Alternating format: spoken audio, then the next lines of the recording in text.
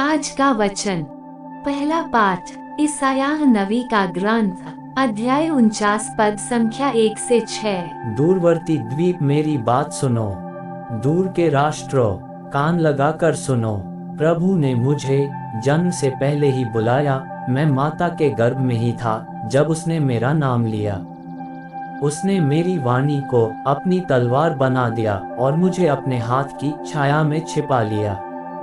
उसने मुझे अपने तरकश में रख लिया। उसने मुझसे कहा, तुम मेरे सेवक हो, मैं तुम में अपनी महिमा प्रकट करूंगा। मैं कहता था, मैंने बेकार ही काम किया है, मैंने व्यर्थ ही अपनी शक्ति खर्च की है। प्रभु ही मेरा न्याय करेगा, मेरा पुरस्कार उसी के हाथ में है।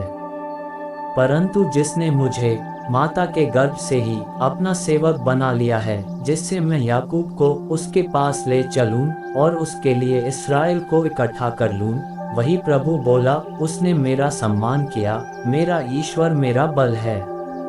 उसने कहा, याकूब के वंशों का उद्धार करने तथा इस्राएल के बचे हुए लोगों को वापस ले आने के लिए ही तुम मेरे सेवक नहीं बने। मैं तुम्हें राष्ट्रों की ज्योति बना दूंगा, जिससे मेरा मुक्ति विधान पृथ्वी के सीमांतों तक फैल जाए। दूसरा पाठ प्रेरित चरित्र, अध्याय 13 पद संख्या 22 से 26। इसके बाद ईश्वर ने दाऊद को उनका राजा बनाया और उनके विषय में ये साक्ष्य दिया, मुझे अपने मन के अनुकूल एक मनुष्य यैसे का पुत्र दाऊद मिल गया है। वह मेरी सभी इच्छाएं पूरी करेगा। ईश्वर ने अपनी प्रतिज्ञा के अनुसार उन्हीं दाऊद के वंश में इस्राएल के लिए एक मुक्तिदाता अर्थात ईसा को उत्पन्न किया है। उनके आगमन से पहले अग्रदूत यूहन्ना ने इस्राएल की सारी प्रजा को पश्चाताप के बपतिस्मा का उपदेश दिया था। अपना जीवन कार्य पूरा करते समय यूहन्ना ने कहा, तुम लोग मुझे जो समझते हो मैं वह नहीं हूँ, किंतु देखो मेरे बाद वह आने वाले हैं, जिनके चरणों के जूते खोलने योग्य भी मैं नहीं हूँ। भाइयों, इब्राहिम के वंशजों और यहाँ उपस्थित ईश्वर के भक्तों, मुक्ति का ये संदेश हम सबों के पास भेजा गया है। यह प्रभु की वाणी है। सुसमाचार संत लूकस, अध्याय 1 पद संख्या 57 से 66 और 80। एलिज़ाबेथ के प्रसव का समय पूरा हो गया और उसने एक पुत्र को जन्म दिया। उसके पड़ोसियों और संबंधियों ने सुना कि प्रभु ने उस पर इतनी बड़ी दया की है और उन्होंने उसके साथ आनंद मनाया। 8वें दिन वे बच्चे का खतना करने आए।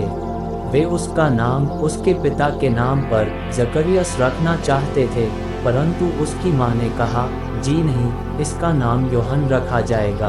उन्होंने उससे कहा, तुम्हारे कुटुंब में यह नाम तो किसी का भी नहीं है। तब उन्होंने उसके पिता से इशारे से पूछा कि वह उसका नाम क्या रखना चाहता है। उसने पाटी मंगा कर लिखा, इसका नाम यूहन्ना है। सब अचंभे में पड़ गए। उसी क्षण जकरियस के मुख और जीभ के बंधन खुल गए और वह ईश्वर की स्तुति करते हुए बोलने लगा। सभी पड़ोसी विस्मित हो गए और यहूदिया के पहाड़ी प्रदेश में ये सब बातें चारों ओर फैल गईं। सभी सुनने वालों ने उन पर मन ही मन विचार कर कहा, पता नहीं यह बालक क्या होगा। वास्तव में बालक पर प्रभु का अनुग्रह बना रहा। बालक बढ़ता गया और उसकी आत्मिक शक्ति विकसित होती गई। वह इस्राएल के सामने प्रकट होने के दिन तक निर्जन प्रदेश में रहा। यह प्रभु का पवित्र सुसमाचार है। आमीन। आज का चिंतन, संत यूहन्ना बपतिस्ता का पर्व हम लोगों के बुलाहट की कहानी पर प्रकाश डालता है। संत यूहन्ना की बुलाहट को सक्रिय करने में न केवल खुद संत यूहन्ना की बल्कि उनके माता पिता की भी अहम भूमिका थी, जिन्होंने सर्वप्रथम कृतज्ञता पूर्वक उन्हें ईश्वर के हाथों सौंप दिया। वहीं संत यूहन्ना बपतिस्ता ने खुद भी अपने परिवेश की परिकल्पना की। दूसरों से अलग एकांत, प्रार्थना और उपवास के द्वारा उन्होंने लोगों को सत्य की राहों पर चलते हुए लोगों को ख्रीस्त की ओर आकर्षित किया। हम सभी ईश्वर से प्राप्त इस जीवन में एक विशेष उद्देश्य से भेजे गए हैं। हमारे माता पिता, सगे संबंधियों को हमसे बहुत सी अपेक्षाएं हैं, पर हमें आज खुद से ये प्रश्न पूछने की आवश्यकता है, हम क्या बनेंगे?